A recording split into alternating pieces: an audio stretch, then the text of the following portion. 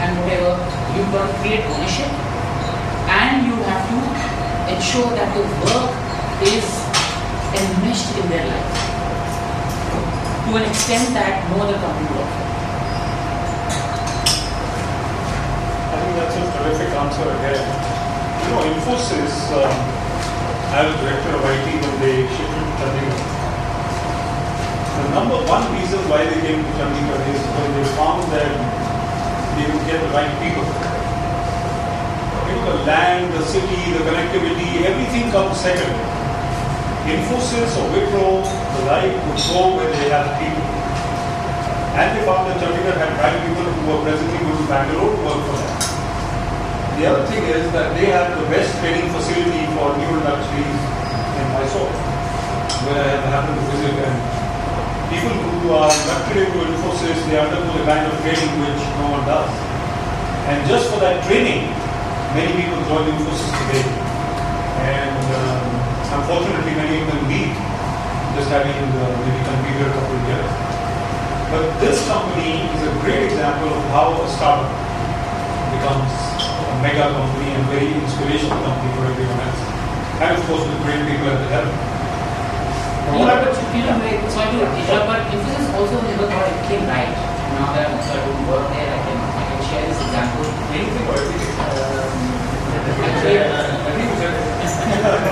A lot of things didn't get right. So, as a startup, it also believed that at some point in time, Infosys had a lot of very high attrition at truly most levels, and it thought that bonds was a great example of how to retain people. So there were stamp papers brought out, and on the end of the day, everybody was presented with a 20-page bond. You can't leave. If you leave, you have to pay 2 lakh rupees and blah blah blah.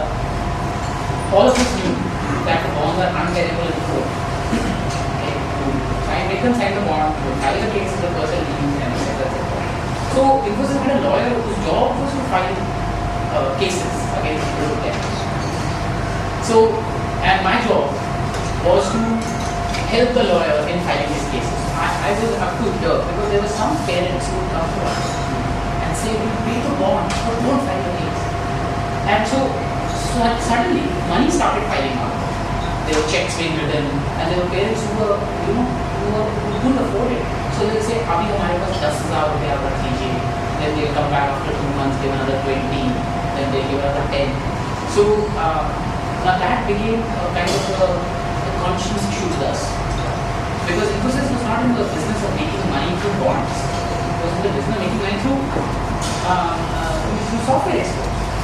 And therefore, then we have to find a use for this money that people are paying us. And we couldn't even refuse the parents because it was in the bond. So that interesting dichotomy, and that I thought was a very regressive practice. And every time this posed a question to me, can we do bonds? I think you can do bonds, but the only people you will hurt by doing bonds is yourself, your own company, your own reputation, your own, and the only people who become rich to bond are the lawyers. That's all. So, but there are some regressive practices. I think we have a lot of HR managers here. So I think we will start with a Q&A. But before that, I can only say that born with the best.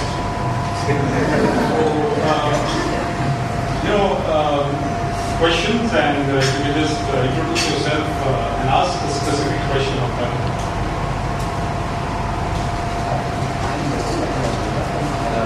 Can you be just louder? I don't think you need to. think just one yeah. I'm Mr. Nagiwala. I represent a company called Drive. I'm a finance guy. The challenge before me is we are heading up a startup company. It has been into business for 4 years. The core team loves the product, actually lives by the product. We have been giving them good growth over the last 4 years. But the time right now is we are in an inflection point. We want these people to stay with us a little longer so that we can actually do things more. But we have already hit the room for the compensation. And because of the startup environment, we have innovation coming in. And now I think your thoughts how to tackle such a situation. When you say you hit the roof from the bomb, is that you run out of Is that cash? Monetary.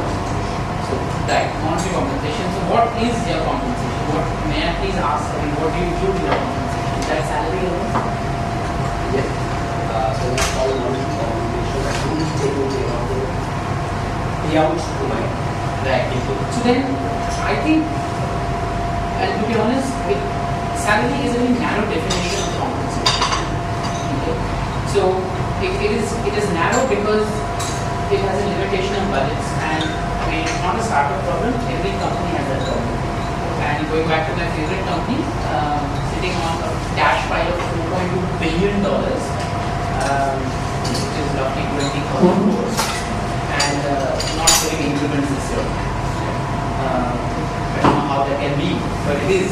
Yeah. So therefore, you have to broaden your scope, your definition of compensation.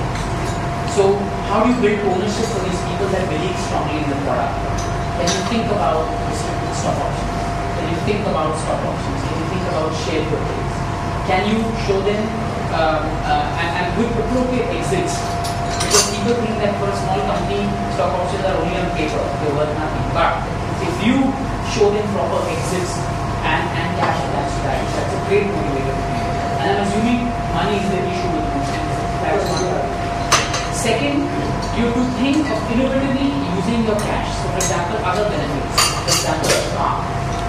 Alright, can you put in a car financing option in their compensation? Because a car is an aspirational thing. If your people are, I'm assuming they're top shots, they're doing very well, and therefore is a car an aspirational thing. Can you do that? You will earn a depreciation on the cars, it's a company asset, then people have that asset. I mean, give it to them, and the company earns depreciation on that. So there are ways and means, and perhaps we could have a longer chat about this, but there are ways that companies can innovatively expand their reward portfolio apart from just cash, and you should explore all the options. We've got quite a few questions, so I'm sorry to extend. Maybe offline you can come. Yeah, write to me and I can give you a whole list of other ideas. So I request you to ask other specific questions and you to give more people opportunities for the time. Next question, please. In that case, we could have gone. Yeah, Yes. no question here. No, Brendan Muller, I actually own an HR solutions firm. It's pretty similar to what we talked about, a lot of things. What I wanted to ask was, like you said, don't blindly benchmark against the West, with whatever you are using in India. Is it possible in the current scenario in the Indian sector that we have medium or small scale industries which are not, properly implementing HR techniques or whatever, they're not utilizing the, employee motivation techniques, nothing like that. Is it possible to come up with something where you can actually outsource these things and provide some sort of Indian, is there a market for an Indian HR solution to these small scale and medium companies? Yes and no. Now, I won't, again, I don't want to say something which is unpopular and you're an HR solutions firm, but I don't know whether a lot of small companies would, or medium scale companies would like to outsource many of their HR activities. I'm not absolutely certain on that. Because I think it's, you outsource when you want to have economies of scale, when you think it is not good perhaps, when you really think that somebody else maybe can do a better job, bring in more structure and more processes. But I think small companies, because they want to be extremely nimble and light-footed, they like to retain control of these things. And I know I work in a small company. I mean, it is by no means big, and I get approached many times to say, well, can things be outsourced? So my first reaction is, let me give it a shot myself first. I want to see if it works, and if it doesn't, then perhaps I'll seek external help. But I think because of every small company has very different contexts, it's I believe that those contexts are important, and therefore it is better handled internally by competent HR people as opposed to kind of outsourcing the key HR effort to someone else. Now, what may make more sense is to have partners that work with you domain knowledge if you don't have it. And that's what I think there is a market for, domain expertise. So for example, his issue is, I mean, how does he innovatively work on compensation? Now, that's a domain specific thing. You could not outsource that, but consult outsiders for that. But core HR function for small enterprise is very difficult to kind of lift it out and not entirely, in fact, not moving entirely, the whole thing out. Just in the sense that, putting them in the right direction or coming out with something which is, maybe more Indian and more, specific to what environment. Yeah, there is. But then you have to be, you have to have strong domain expertise within the consulting community as well. Because I think when somebody thinks of a consulting organization, unfortunately they'll say, you go to a Hewitt, you go to a Mercer, or you go to a Hay, but they're all They're very expensive. and expensive. So sometimes I think, I'm going to an American company and my company has all but one foreign employee and I just find it very difficult to apply to myself. We'll move on to the next question. We'll take another 2 questions. So if you can Good evening, sir. I just wanted to ask, you said you should follow always top-bottom approach in startups. Yes. So I just want to ask, does that hamper the innovation and creativity which is led by the other people in the startups? There's an interesting article that I read about Microsoft, and it says that HR folks are very hung up about this bell curve. The bell curve. In the room knows what bell curve is. Bell curve is very simply 10% of your people should be outstanding. The next 20% should be very good, then good, and then there are some average, and there are some people who have to be rated poor. Now you say this to a manager, and he will squirm in his chair and say, "You want me to rate somebody poor? But I don't have any poor people." And Microsoft, it's very interesting. There's a case study that says Microsoft is losing out on innovativeness because of this bell curve. Because there are some people who walk into the room trembling with fear that they will be rated poor because you have to follow the bell curve. Okay? So I think innovativeness is not hampered by a top-down approach, because all what you're saying to people is, listen, our product, this is what we're trying to build. Now, there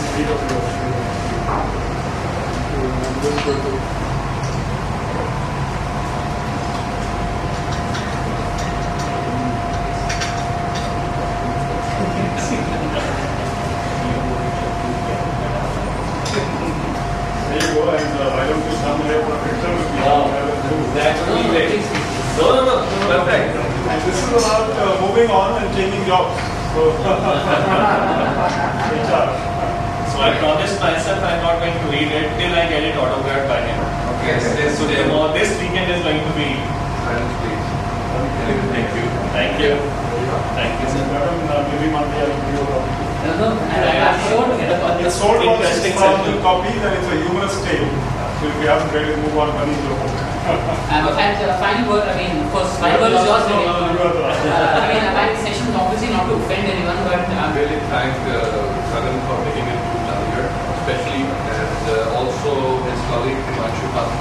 Welcome, Himanshu. And thank you so much. We can now interact over tea, coffee with Gagan. The last word. You were excellent. Yes, sir.